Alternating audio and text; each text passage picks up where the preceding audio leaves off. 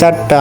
রাত্রি কাঁদতে কাঁদতে রাফির কাছে এলো আর রাফিকে বলতে লাগলো, রাফি আজকে আব্বু ভাইয়ারা বলল তোমার সাথে আমার সম্পর্ক নাকি পুরোপুরি ভাবে শেষ করে দিবে, তারা তোমাকে কিছু করার বুদ্ধি করছে। এই কথা শুনে রাফি মুচকি হাসলো।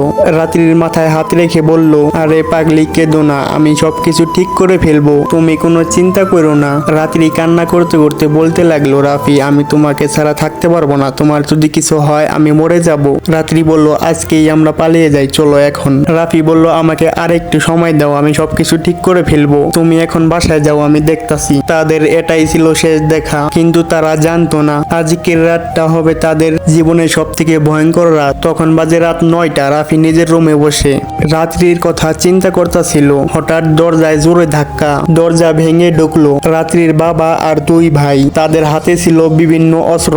রাফি কিছু বুঝে ওঠার আগেই তাকে টেনে বাহিরে নিয়ে গেল। তখন বাড়িতে কেউ ছিল না, সবাই বেড়াতে গেছে, শুধু অন্ধকার আর রাফির ভয়ঙ্কর চিৎকার। রাত্রির ভাই বলল, আমাদের সম্মান নষ্ট করেছিস তুই। রাফি হাত